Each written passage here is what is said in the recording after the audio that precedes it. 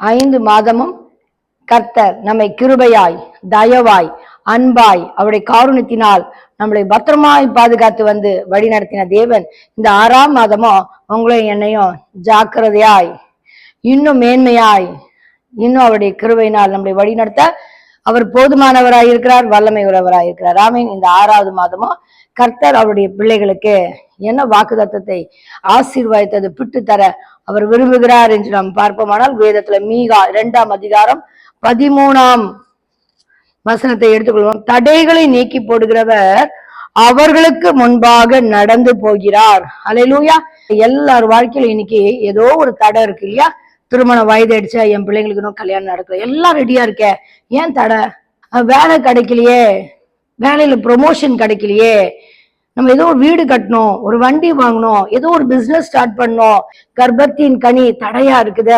ஆவிக்குரிய ஜீவியத்துல சில தடைகள், ஆவிக்குரிய ஜீவியத்துல வளர முடியாத தடை, ஆண்டவரோட நெருங்க முடியாத சில தடைகள், ஆத்துமா தடைகள், இப்படி நிறைய தடைகள் நம்ம வாழ்க்கையில இருக்கும்போது தேவன் என்ன பண்றாராம், அதுக்கு முன்பாக கடந்து போய் எல்லாத்தையும் சரி செய்து நம்மளை பின்னால வர சொல்றாரு. ஹல்லேலூயா. அப்ப எல்லா அப்டக்கிள்ஸும், நம்ம இந்த ரோட்ல எல்லாம் போகும்போது ஒரு விஐபி வந்தா சில பேரியர்ஸை வச்சு நம்ம அந்த சைடு போகக்கூடாது அப்படின்னு ஸ்டாப் பண்ணிடுவாங்க.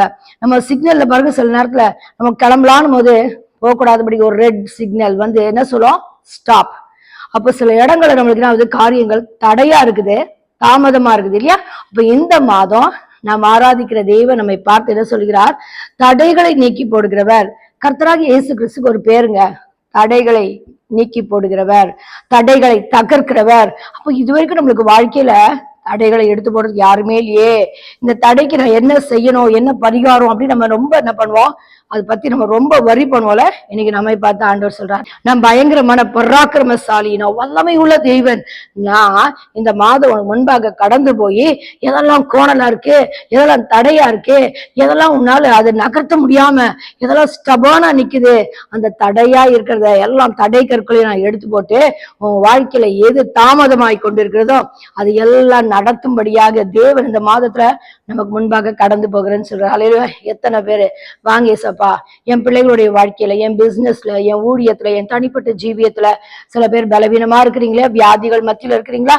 அப்போ ஒரு ஆரோக்கியத்துக்கு தடை, சந்தோஷத்துக்கு தடை, சமாதானத்துக்கு தடை, இப்படி நிறைய தடையோட இருக்கிற நம்ம பார்த்துதான் நம்மளை அதிகமாக நேசிக்கிற ஏசப்பா சொல்றாரு, தடைகள் எல்லாம் உடைத்து போட்டு உன் வாழ்க்கையில இருக்க துக்கம், அது தடையா இருக்குது உன் சந்தோஷத்துக்கு, அதெல்லாம் உடைத்து போட்டு சமாதானத்தையும் ஆசீர்வாதத்தையும் உயர்வுகளையும் மேன்மைகளையும் நான் உனக்கு கொடுக்கறதுக்கு போதுமானவராய் இருக்கிறேன். நான் கடந்து போறேன், எவ்வளவோ நீ ட்ரை பண்ண, உன்னால முடியாதத நான் செய்கிறேன் என்று வாக்கு கொடுக்கிறார். ஆமென். இந்த மாதம் கர்த்தர் என் தடைகளாம் உடைச்சி என்னை சந்தோஷமாய், மன மகிழ்ச்சியாய், மன ரம்யமாய் ஒரு ஆசீர்வாதத்தை அற்புதத்தையும் பெற்றுக்கொள்ள அவர் உதவி செய்வார் என்ற விசுவாசத்தோடு இந்த செய்தியை கேட்போம். God has got lot of blessings for us, for our children, for our future, for our business, for our family, for our church. எல்லாத்துக்கும் ஆண்டவர் ஒரு பெரிய ஆசீர்வாதத்தை வச்சிருக்கிறாரு, ஒரு அற்புதத்தை வச்சிருக்கிறாரு, ஒரு அதிசயத்தை செய்ய ஒரு ஆயத்தமா இருக்கிறார். ஆனா அது நம்ம அப்படி ஈஸியா நம்ம சுதந்திரத்துக் கொள்ள முடியாது. பழைய ஏற்பாடுல இஸ்ரவேல் ஜனங்களை நம்மோடு கூட இப்ப ஒப்பிட்டு பார்க்க போறோம். தடைகள், அந்த ஜனங்க கூட, இஸ்ரவேல் ஜனங்க எகிப்துல அடிமைகளாக இருந்தாங்க. அங்கிருந்து அவங்க வெளியே வர்றதுக்கு நிறைய தடைகள் இருந்துச்சு. ஒரு 4 தடையை சுருக்கமாய் என்னோட சேர்ந்து கவனமாய் கவனிக்கிறீங்களா?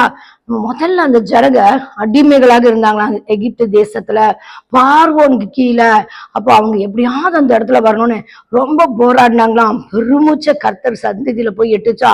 அப்ப அவங்களை விடுவிக்கிற போது அந்த ஜனங்களை அந்த இடத்துல இருந்து கொண்டு வரதுக்கு முதல் தடையா இருந்தவன் பார்வோன். இந்த ஜனங்களை அனுப்பவே மாட்டேன் அப்படின்னு என்ன பண்ணானா, ஒரு பெரிய தடையை வச்சானா. அந்த பார்வோன் தடைய அந்த ஜனங்க மீறி வெளியே வரத்துக்கு ஒரு பஸ்கா, ஆட்டுக்குட்டியின் ரத்தம், கர்த்தராகிய இயேசு கிறிஸ்து அந்த ஆட்டுக்குட்டி, அந்த ரத்தத்தை அவங்க நிலைக்கால்கள் எல்லாம் தடவி ஒரு பலி, ஒரு ஆட்டுக்குட்டியை பலி கொடுத்து அந்த ரத்தத்தெல்லாம் தடவிட்டு அந்த பஸ்காவை அனுசரிச்ச பிறகுதான் அந்த பார்வோன் கிட்ட இருந்து அவங்க வெளியே வர முடிஞ்சிச்சு. பிரியமான தேவ ஜனமே, இன்னைக்கு கூட ஆட்டுக்குட்டியின் ரத்தத்தை, இயேசு கிறிஸ்துடைய ரத்தத்தையும் அவருடைய சரீரத்தையும் யாரெல்லாம் பானம் பண்றோமோ அவங்கதான் முதல்ல அந்த அடிமை தானத்துல இருந்து, அந்த பாவத்துல இருந்து நம்மளால வெளியே வர முடியும். இன்னைக்கு எத்தனை பேரு பார்வோனை போல இந்த ஃபர்ஸ்ட் ஸ்டேஜ்ல இருக்கிறீங்க, வெளியே வர முடியல, என்னால ஞானஸ்தானம் எடுக்க முடியல, என்னால இயேசுவை ஏற்றுக்கொள்ள முடியல, நிறைய பேர் பாத்தீங்கன்னா என் கணவரோட சேர்ந்து ஞானஸ்தானம் எடுக்கிறேன்னுவாங்க, என் பிள்ளைங்களோட சேர்ந்து எடுக்கிறேன்னுவாங்க, எங்க அம்மா எடுத்த பிறகு நான் எடுக்கிறேன்னுவாங்க, எனக்கு வேலை கிடைச்ச பிறகு எடுக்கிறேன். இதுதான் பார்வோன். கர்த்தரை ஆராதிக்க முடியாத தடை, பாவத்துக்கு மரித்து நீதிக்கு பிழைக்க முடியாதபடிக்கு தடை. இன்னைக்கு சபையில யாரெல்லாம் ரட்சிக்கப்படாம இருக்கிறீங்க, ஞானஸ்தானம் பெறாம இருக்கிறீங்க, அந்த அடிமை தரத்துல வெளியே வர முடியாம are you struggling under the Pharaoh? ஹல்லேலூயா. அவங்களை அனுப்பவே மாட்டானா? கர்த்தராகிய இயேசு கிறிஸ்துவை ஆராதிக்க, துதிக்க, ஆண்டவரை ஏற்றுக்கொள்ள, அவரை நம்ப, அவரோட சொந்த தகப்பனாக ஏற்றுக்கொள்ள இன்னைக்கு விட்டு கொடுங்க பிரியமான தேவ ஜனமே. இந்த முதல் தடை ஃபார் our blessings, நம்ம வாழ்க்கையில, நம்ம குடும்பத்துல, நம்ம பிள்ளைகள் வாழ்க்கையில இருக்கிற தடையெல்லாம் ஒருத்தர் உடைக்கிறார் என்றால் இயேசு கிறிஸ்து நமக்காக தடைகளை உடைக்கிறதுக்கு முதல்ல அந்த அடிமை தனத்துல இருந்து, அந்த பார்வோன் இடத்துல இருந்து வெளியுவாங்க. யாரெல்லாம் பார்வோனின் ஆவிக்குள்ளாக ஆராதனைக்கு வர முடியாதபடிக்கு, ஆண்டவர் ஆராதிக்க முடியாதபடிக்கு தடையா இருக்கிறீங்களே, கர்த்தர் உங்களுடைய பார்வோனின் ஆவிகளை எல்லாம் நிர்மூலமாக்கி கர்த்தர் அந்த அடிமை தனத்திலிருந்து நம்மை கொண்டு வர போதுமானவராக இருக்கிறார். இயேசு கிறிஸ்துவை விசுவாசிங்க. முதல்ல அந்த தடையிலிருந்து வெளியே வாங்க. ஆண்டு பாவத்துக்கு மரித்து நீதிக்கு பிழைத்து கர்த்தராகிய இயேசு கிறிஸ்துவை யாரெல்லாம் ஏற்றுக்கொண்டு அந்த திருப்பந்தியில ஆண்டவருடைய ரத்தத்தையும் அவருடைய சரீரத்தையும் பானம் பண்ண தகுதி பெற்றிருக்கிறோமோ, நம்ம எல்லாரும் யாரு அன்னைக்கு இஸ்ரவேல் ஜனங்க எப்படி பஸ்காவை அனுசரிச்சு அந்த இடத்துல கடந்து வர, அதுதான் உங்களுக்கு உதவி செஞ்சுச்சு. இன்னைக்கு கூட அதே இயேசு கிறிஸ்துவின் ரத்தம் தான் அந்த பாவத்துல எல்லாம் நம்மளை மன்னிச்சு நம்மளை வெளியே கொண்டாட போதுமானதா இருக்கிறது. அதனால முதல்ல நம்ம எந்த தடையில இருந்து வெளியே வரணும்? உங்க ஆசீர்வாதத்தை பெற்றுக்கொள்ள பார்வோனின் தடையில இருந்து அந்த ஆட்டுக்குட்டியினுடைய ரத்தத்தையும் அவருடைய சரீரத்தையும் பானம் பண்ணுகிறவர்களுக்கு கர்த்தர் அந்த தடைகளை உடைக்கிறார். யாத்திராகமம் 14ஆம் அதிகாரத்தை நம்ம எடுத்து வாசிச்சு பார்ப்போம்னா, அதுல பாருங்க, அந்த பார்வோன் கேட்கிறான், அமிச்சுட்டான் அந்த ஜனங்களை. ஆனாலும் அவன் கேட்கிறான், நமக்கு வேலை செய்யாதபடிக்கு நான் இஸ்ரவேலரை போக விட்டது என்ன காரியம்? எப்படி நம்ம கிட்ட தப்பிச்சு போனாங்க? நமக்கு தானே அடிமையா இருந்தாங்க, பார்வோனுக்கு தானே அவங்க வேலை செஞ்சுட்டு இருந்தாங்க. எல்லாரும் ஞானஸ்தானம் எடுக்கும் போது எதற்காக ஞானஸ்தானம் எடுக்கிறோம்? நம்ம இந்த பாவத்திற்கு மரித்து நீதிக்கு பிழைத்ததுனால நம்ம எல்லாம் எங்க போயிடுவோம்? அந்த பரம காணான் பரலோகத்துக்கு போயிடுவோம். அப்போ அவ்வளவு ஈஸி கிடையாது பரலோகத்துக்கு போறதுக்கு. அந்த பார்வோன் நம்மள ஞானஸ்தானம் எடுக்க விட்டுட்டான் இல்லையா? இப்ப அவன் யோசிப்பான், இவங்க நம்மளுக்கு தானே வேலை செஞ்சுட்டு இருந்தாங்க, என்ன வேலை செஞ்சோம்? நம்ம பிசாசு யார் தெரியுமா? பொய்யன், பொய்க்கு பிதா.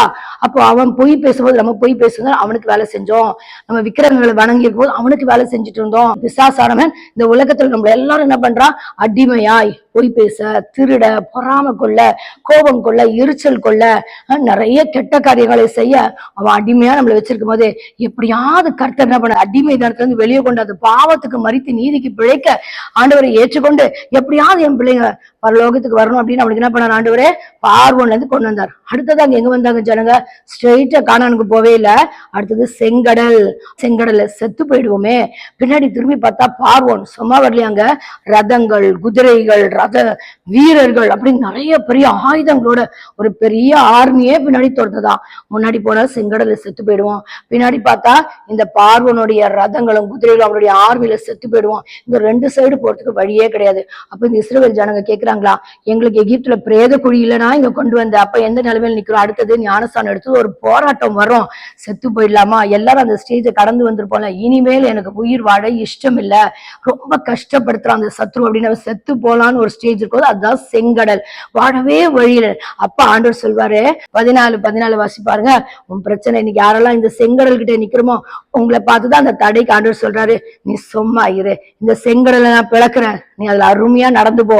ஒரு கடலையே பிளக்குறேன் ஆண்டவர் சொல்ற தேவன். இன்னைக்கு நம்ம வீட்டுல, நம்மளுடைய குடும்பத்துல, சபையில, நம்ம தனிப்பட்ட ஜீவியத்துல whatever maybe a problem, அந்த பெரிய செங்கடலை பிளந்த தேவன் இன்னைக்கும் நம்மளுடைய வாழ்க்கையில சில காரியங்களை பிளந்து நீ கடந்து போமா, நீ போ அப்படின்னு சொல்லி நம்ம ஆண்டவர் நம்மளுக்கு தடைகளை உடைக்கிறவர். இன்னைக்கு அதான் உங்களுக்கு வாக்குத்தத்தம், தடைகளை நீக்கி போடுகிறவர், நமக்கு முன்பாக கடந்து போய் அதை எடுத்து போட்டு நம்மளுக்கு பின்னாடி தொடர்ந்து வந்தாங்க பத்தியா நம்ம சத்ருகள், அவர்களை தேடியும் காணாதபடிக்கு செங்கடலை போட்டு மூடி போட்டு வரோம். ஹல்லேலூயா. அப்ப எத்தனை பேர் செங்கடலை நிக்கிறீங்க? ஞானஸ்தானம் பெற்று கூட ஆண்டவரே நான் செத்து போயிடலாம் அப்படின்னு ஒரு பிரச்சனையில இருக்கிறீங்களா? நீ தண்ணீர்களை கடக்கும்போது அவனோடு கூட இருப்பார். நீ ஆறுகளை கடக்கும்போது அவைகள் உண்மையில் புரளுவதில்லை. நீ அக்கினியில் நடக்கும்போது நீ அக்கினியில வேகாது இருக்க முடியாது. ஒருத்தர் உங்களை பார்த்துக்கிட்டே இருக்கிறார். அல்லேலூயா. அடுத்தது 3வது தடை எங்க? செங்கடல் தான் பிளந்துட்டோம், நம்மளுடைய பார்வோன் எல்லாம் போயிட்டான் அப்படின்னு கொஞ்சம் நிம்மதியா போனா யோர்தான் தாங்க பிரச்சனைன்னு அர்த்தமா. அப்போ நம்மளுக்கு நிறைய பிரச்சனை, இந்த யோர்தானை கடக்கவே முடியல. அப்ப இந்த இஸ்ரவேல் ஜனங்க யோர்தானை எப்படி கடந்தாங்களாம்? ஆசாரியர்கள் உடன்படிக்கை பெட்டியை சுமந்து கொண்டு அவளை குதிங்கால் யோர்தான்ல பட்டதும் பாருங்களேன், யோர்தான் பின்னிட்டு போச்சான். அல்லேலூயா.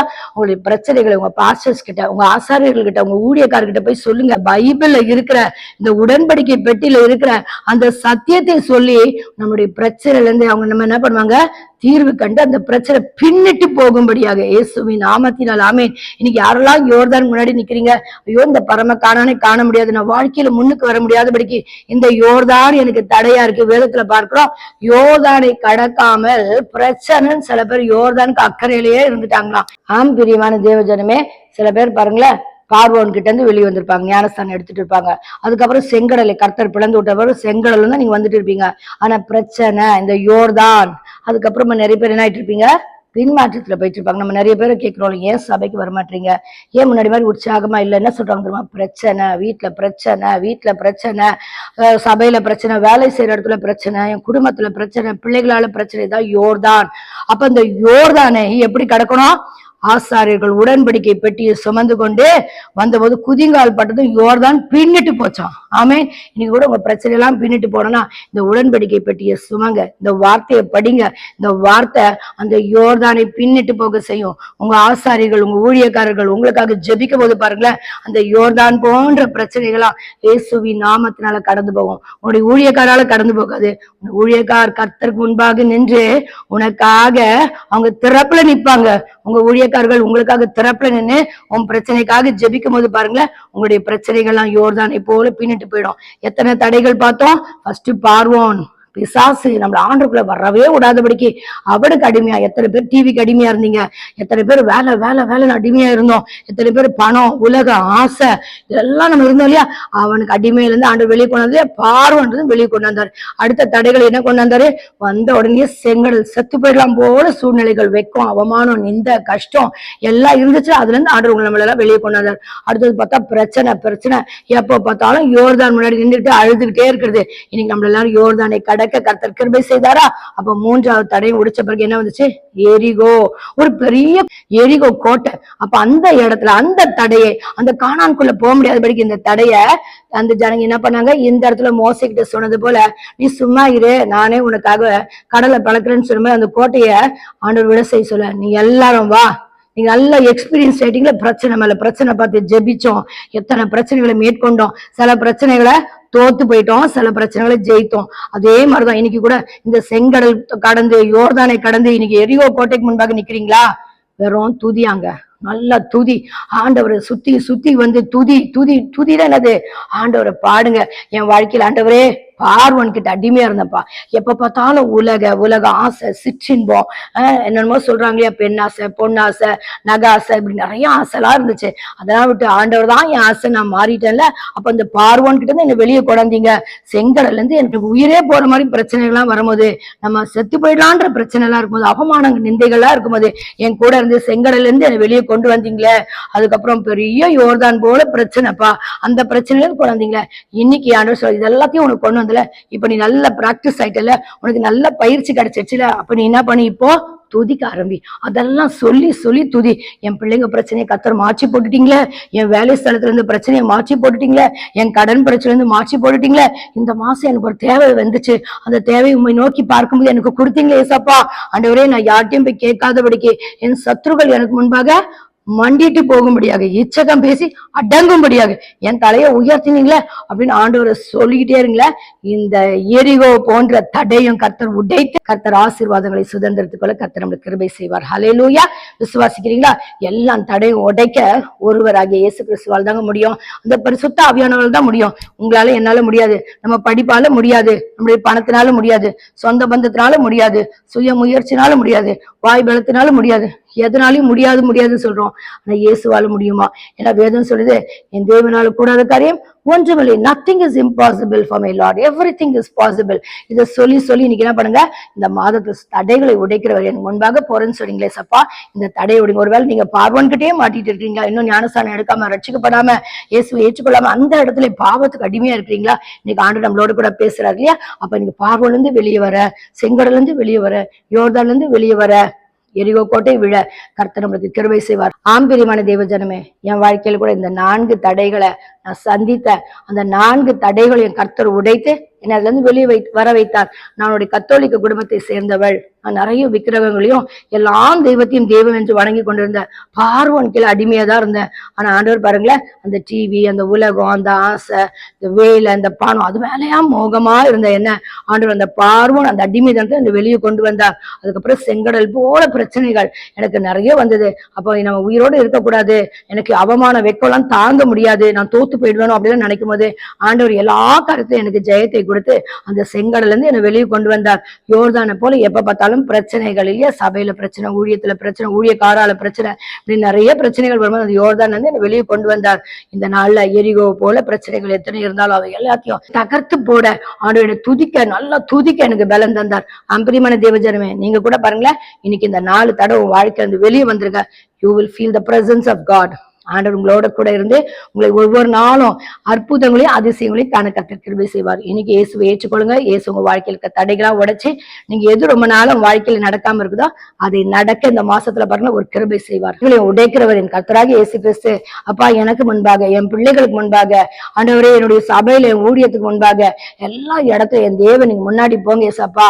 உங்களுடைய கரம் ஆண்டவரே தடைகளை உடைக்கட்டும் அப்பா. ஆண்டவரே நீங்க எங்க முன்பாக போகி எல்லாம் தடைகளும் உடைத்து இந்த மாதத்துல எங்களை ஜீவனுள்ள சாட்சியை வைக்க போறதற்காக மக்கள் நன்றி. தடைகளை உடைத்து ஆசீர்வாதத்தை சுதந்திரத்துக் கொள்ள தேவன் எங்களுக்கு துணை செய்கிறதுக்காக